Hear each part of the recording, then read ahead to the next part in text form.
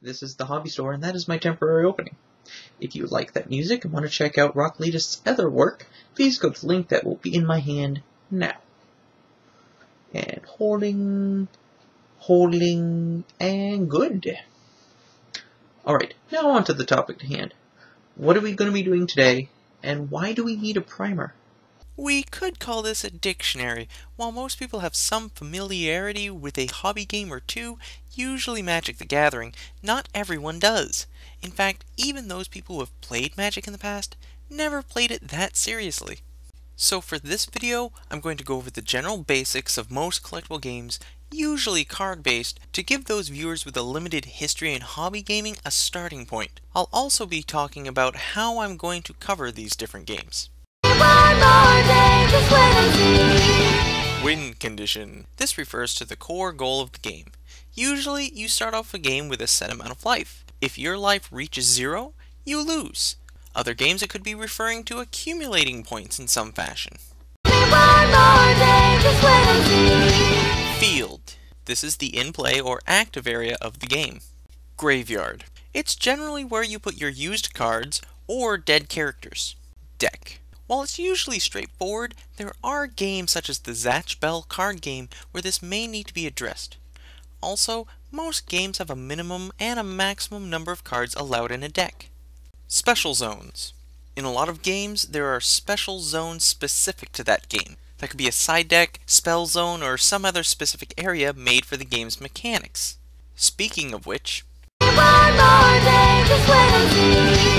mechanic. This is how the game works, the driving forces behind it. A game mechanic by itself can make or break a game. It's what makes the game fun, though sometimes that sadly is not enough. Combat. Most hobby games have a method behind how combat between characters work. It's a subsection of game mechanics, but it's often a huge part of it and is talked about separately.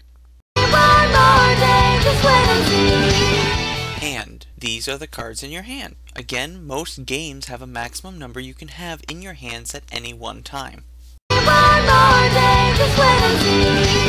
Rarity. Most card games have rarities. The constants are usually common, uncommon, and rare. Sometimes there can be more. Other times cards could be made foil. A foil card is a card with a shiny front. That's really all there is to it. Cost. A cost is what you need to play a card. You do not get a cost back. Even if the card is negated by another card's effect, the cost is paid and gone. Tap. This is actually copywritten by Wizards of the Coast, but it's used as a general term by players for turning a card on its side. Doing this signifies that the card has been used and cannot be used again until it becomes untapped. Backstory. Some games are games. Others are based off of TV shows, anime, video games, comics, whatever. This will discuss where this game originated from and how the hell it refers to the source material. Goal. This ties in with the backstory usually. This is what you're trying to do to win or prevent your opponent from winning. Types. This covers each type of card or miniature in the game, breaking them down and explaining them. I'll also briefly touch upon their purposes in the game. Gameplay. Here lies the meat of the review. We talk about the mechanics and elements behind gameplay. How to play, general rules, chains, links, responses, damage, counters, summons, generally everything you'll need to know and, more importantly, understand. That is one aspect most people don't get right away. You can know the rules, but without an understanding, you really are not going to get the most out of your deck. Example. For this section, I'll either tape myself and a friend playing a round of the game in question, or finding a video that I feel covers some standout issues and situations in a game and add my notes, commentary, and magnetic personality.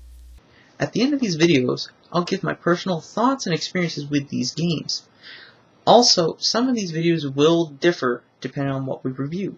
Games like Magic and Yu-Gi-Oh!, those are pretty well established, so instead of just going on about them once and just never touching them again, it might be more prudent to talk about decks, sets, deck ideas, and the general meta of the games. But those will come along. For now, this is the Hobby Store.